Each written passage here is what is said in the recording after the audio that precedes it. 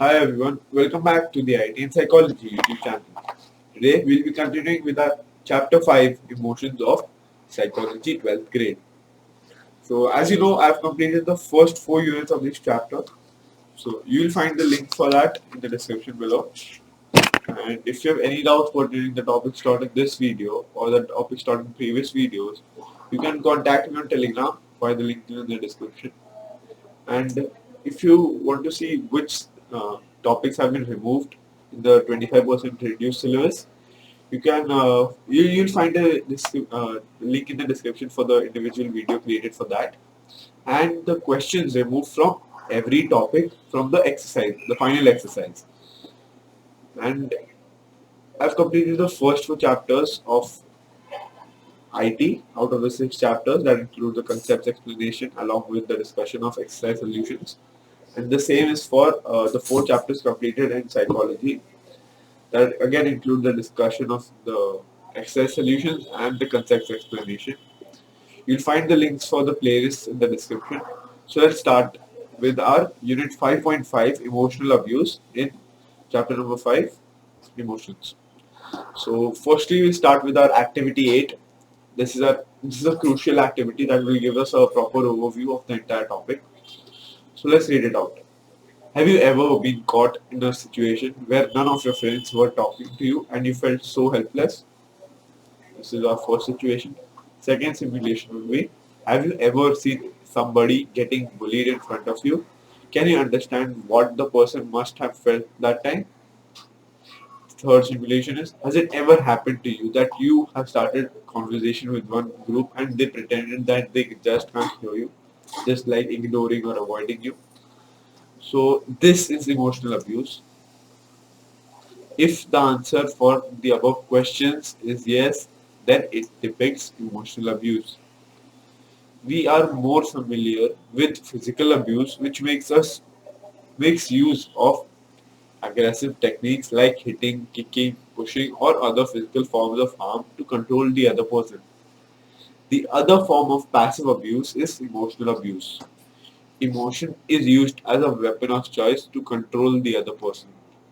So the examples we have seen above are not using any physical form of abuse, but they can be termed as emotional abuse. Emotional abuse is one of the hardest forms of abuse to recognize. It can be subtle or overt. In both ways, it hampers the self-esteem and confidence of the victim as he or she is wounded emotionally. Emotional abuse is more harmful and damaging to the self-esteem and self-worth of a person. It can leave the person feeling depressed, anxious, and even suicidal. The scars of emotional abuse are much severe and consuming and take more time to heal than physical abuse. The excessive and callous use of harmful behavior depicts lack of control and intentional hurt leading to emotional abuse. So this is much more harmful than the physical abuse, and we have seen the different ways it is depicted in our activity 8, and the description has been given here. Create a definition for this and practice it via using your notes.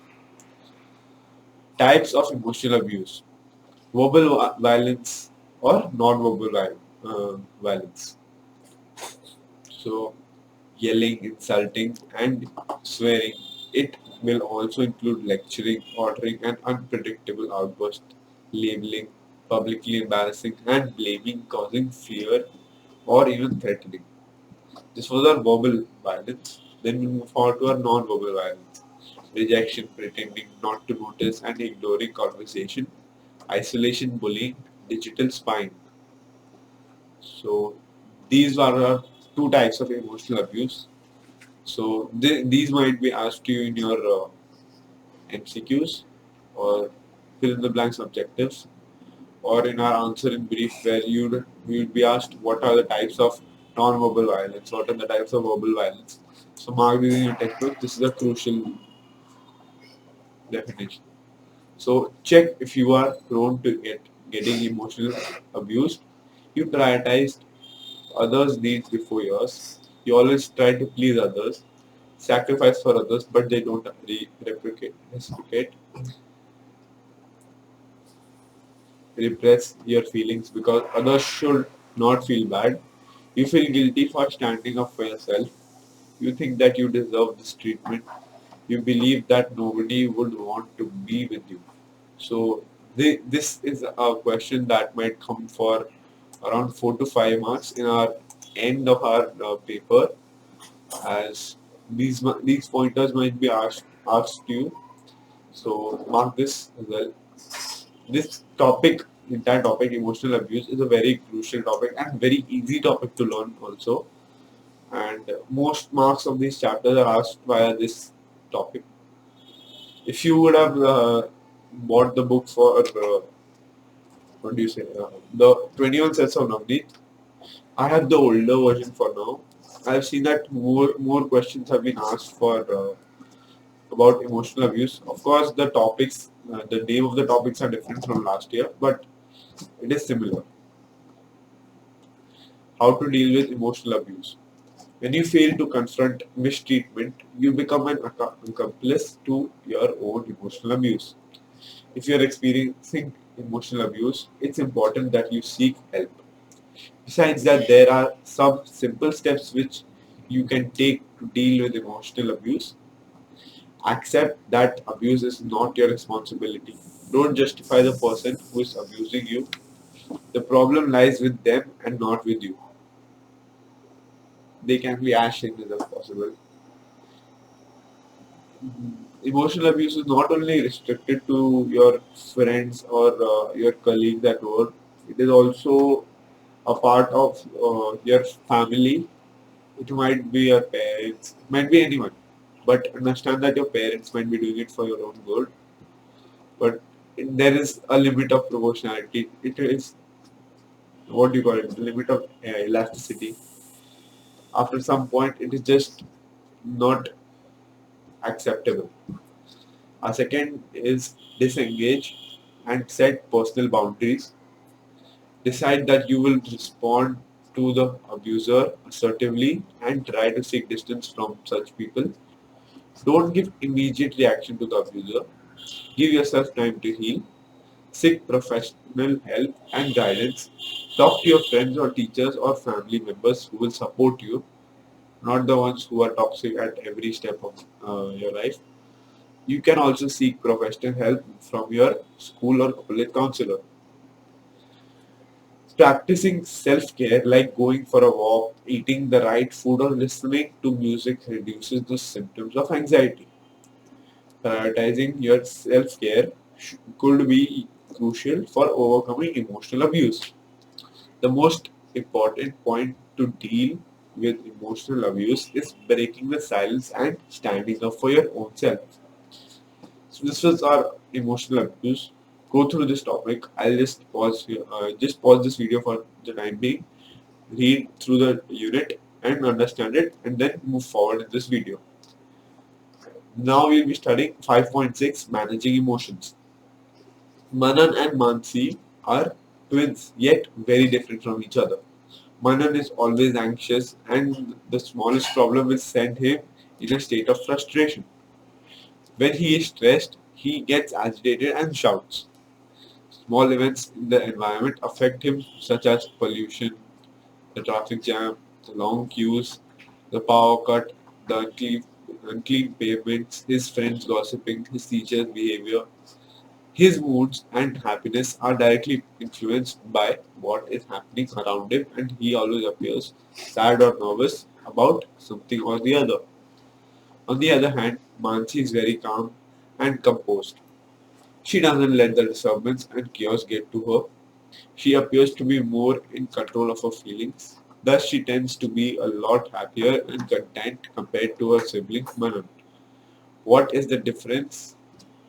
Manan is struggling to manage his emotions, while Mansi has mastered the skill of managing her emotions.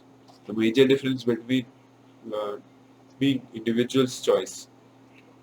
Managing your emotions is very much a question of choice.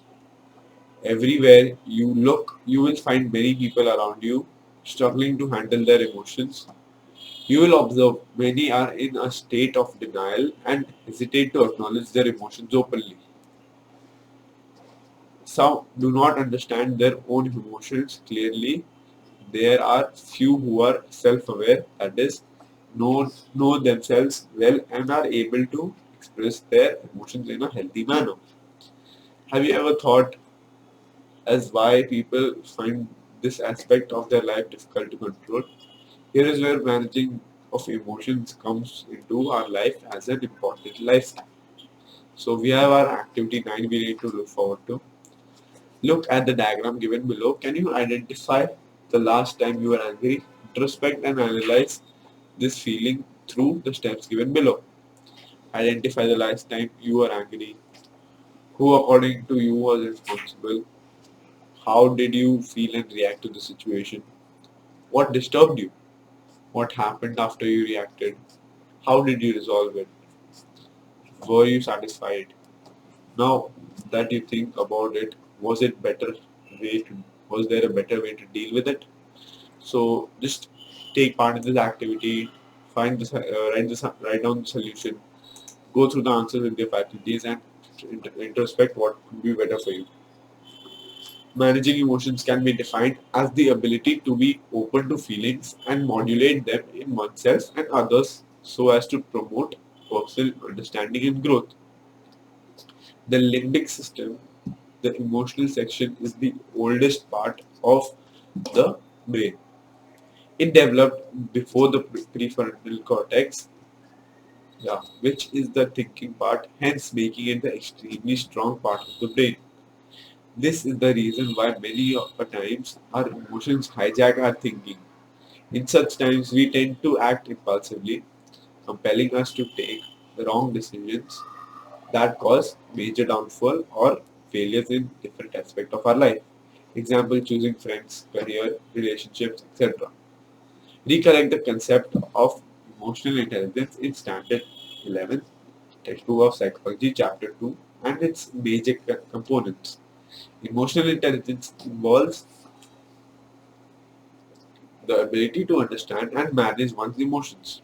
It is linked to everything from academic achievement to major decision making skills in life.